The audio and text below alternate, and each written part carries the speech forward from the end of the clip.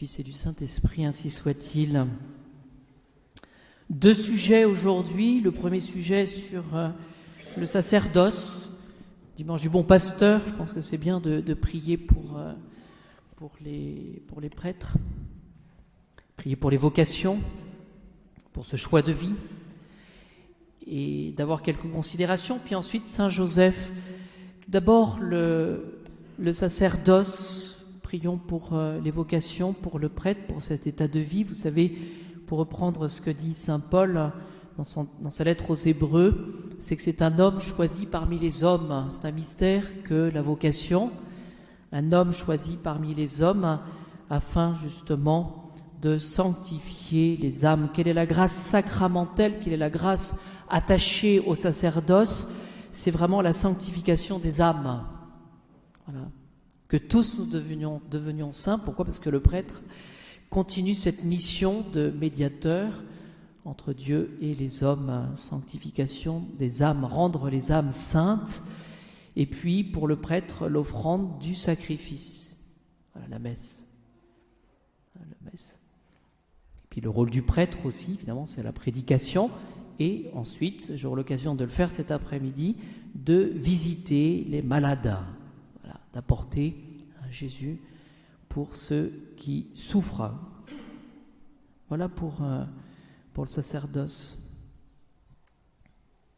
Alors c'est toujours une question qui se pose, c'est pourquoi si peu de prêtres en ce moment ? Voilà, je crois qu'il faut dire les choses. J'étais en province cette semaine, puis j'ai rendu visite au curé. Depuis 48 ans, il est dans sa paroisse. Donc il connaît tout le monde par cœur. Et il me disait que son confrère d'à côté vient d'être nommé à 75 ans à la tête d'une paroisse, parce qu'il n'y a plus de prêtre. Et donc il est curé de paroisse, donc à 75 ans, et il est à la tête de 50 clochers. Voilà. Alors il fait que des enterrements, quasiment. Alors essayons de répondre un petit peu à cette.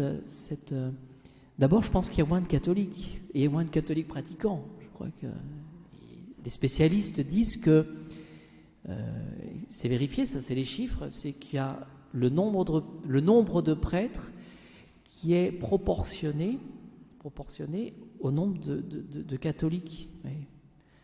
Donc ça vous montre un petit peu l'état de déchristianisation de la France. Et donc, évidemment, le prêtre, par son ministère, je le disais, c'est sanctification des âmes, offrande du sacrifice, et puis visite des malades, et puis la prédication. Le prêtre, il est nécessaire dans l'organisation du salut tel que le Christ Jésus l'a voulu. Donc on est dans une période de creux en ce moment. Quand on pense par exemple à la Révolution, l'influence de la Révolution, puis après au XIXe siècle avec toutes ces congrégations religieuses. Et donc, sans être prophète, je m'adresse aux plus jeunes d'entre vous, il y en a certains parmi vous qui seront prêtres. Voilà, c'est comme ça. Et vous serez appelés, c'est ça la vocation. On ne décide pas comme ça du jour au lendemain de se dire, voilà, je serai prêtre. Et voilà, non. Il y a un appel. Et ce que le Seigneur demande, c'est qu'on ait cette capacité de répondre à cet appel. Voilà. Et de servir dans cet état de vie avec cet appel.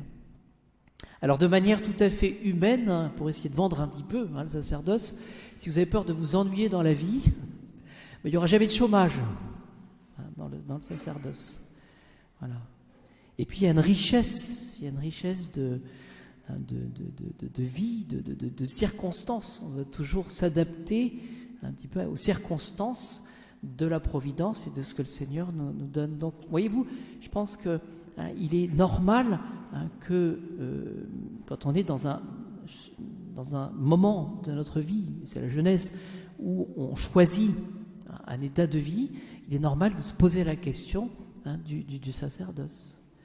Voilà. Alors, je vous redonne quelques principes, de même que quand nous sommes baptisés, nous recevons le caractère baptismal, eh bien quand nous recevons le sacerdoce, nous recevons le caractère sacerdotal, c'est-à-dire qu'il y a une marque indélébile, une appartenance au Seigneur. Et cette appartenance au Seigneur, c'est une participation indélébile, c'est une marque, voyez, au sacerdoce du Christ. C'est-à-dire que de manière plus particulière, on est attaché, on est uni au Christ pour sa sainteté. C'est-à-dire que le prêtre, et c'est ça qui attirera les vocations, a cette obligation, d'une certaine manière, de même qu'il a l'obligation du bréviaire, eh bien, il a cette obligation de tendre plus que les autres à une certaine sainteté. Alors malheureusement, ça ne se voit pas, ou pas suffisamment, mais en attendant, c'est ça, cette sainteté de vie, voyez, le célibat, la prière, un esprit de sacrifice, voyez, qui fait que finalement, c'est un homme choisi, et la note de ce qui, je dirais, apparaît, de ce qui c'est que le prêtre, quand il consacre, il dit, ceci est mon corps, et ceci est mon sang. Voyez, il ne dit pas ceci est le corps du Christ ou ceci est le sang. Vous voyez, donc il agit in persona Christi, il tient lieu et place du Christ. Voilà. Et donc cela demande évidemment dans cette grâce sacerdotale bien beaucoup d'humilité parce que évidemment, et là on retrouve le mystère de la vocation. Si nous voyons les choses de manière humaine, il faudrait que les prêtres soient des super prêtres et soient des super hommes pour pouvoir donner la sainteté de manière éminente. Voyez.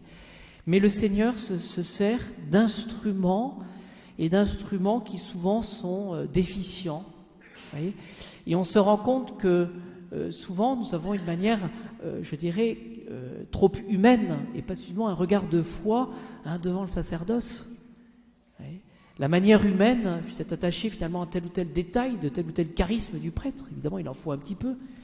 Mais, pour reprendre saint Paul dans sa deuxième lettre aux Corinthiens, au chapitre 4, nous portons, dit saint Paul, ce trésor dans des vases d'argile. Et le prêtre il est un homme comme les autres. Pour qu'il soit évident que sa puissance sublime, parce que le prêtre, il consacre le corps et le sang de Jésus, vient de Dieu et non pas de nous. Et ce sont vraiment par définition des instruments. Donc prions aujourd'hui pour les vocations, prions pour les prêtres. Et je dirais cette espérance, elle est fondée non pas sur des chimères, mais sur la puissance de Dieu qui se sert justement des prêtres pour transmettre sa grâce, transmettre les sacrements. Et donc, il y aura, c'est pour ça que je le répète, il y aura parmi vous certainement beaucoup et de nombreux prêtres, voilà, et cela suppose un regard de foi et non pas un regard humain. Voilà, essayons de voir les choses avec foi. Voilà pour le sacerdoce. Et puis remercions le bon Dieu de nous donner des prêtres. Saint Joseph, je crois que j'en avais parlé déjà en prédication, mais je vous raconte cette histoire de l'escalier miraculeux. Il me semble que j'en avais déjà parlé une fois.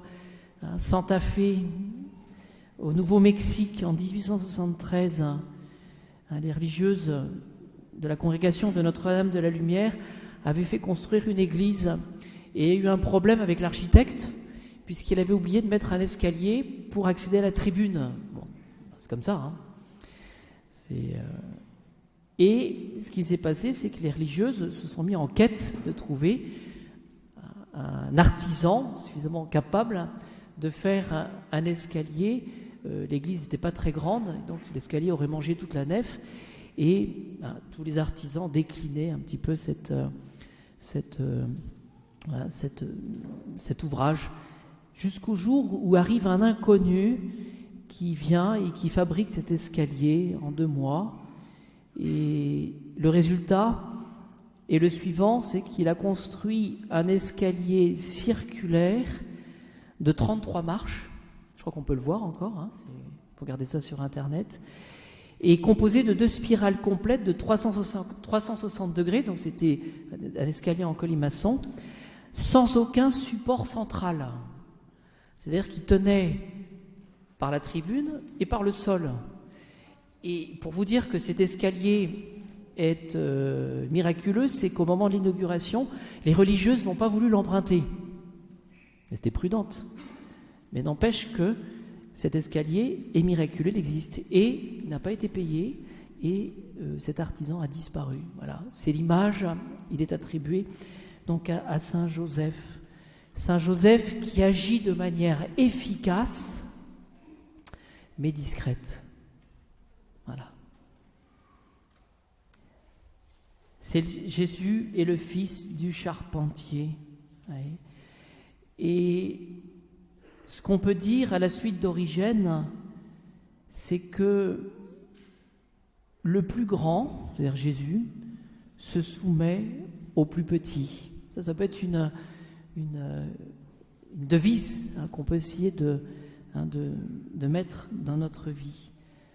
En effet, Jésus honora Joseph du respect que l'on doit à son Père, et finalement, il a appliqué ce principe, le plus grand se soumet au plus petit. Vous voyez, Jésus se soumet à l'école de Saint Joseph.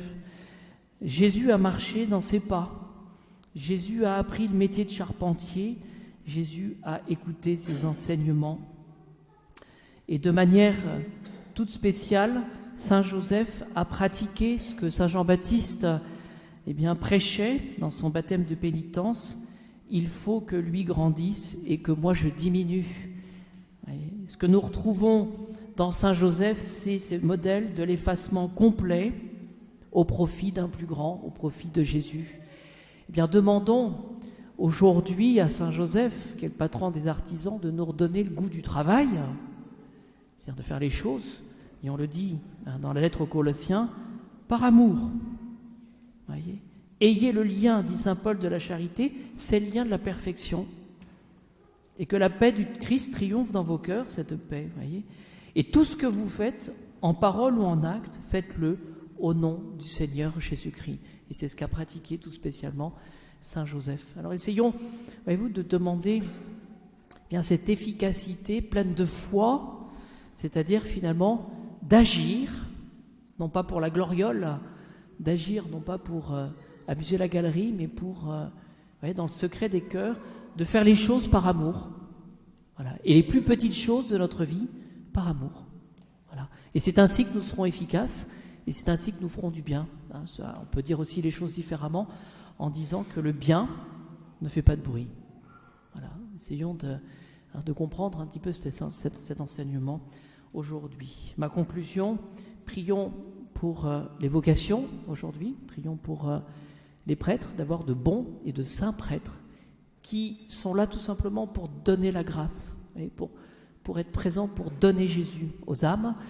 Et puis essayons chacun à notre place, c'est comme ça qu'on se préparera tous à cette sainteté, de faire les choses de manière cachée, mais de manière efficace, et de les faire par amour. Voilà. Et c'est Dieu qui sonde les cœurs et qui voit les choses.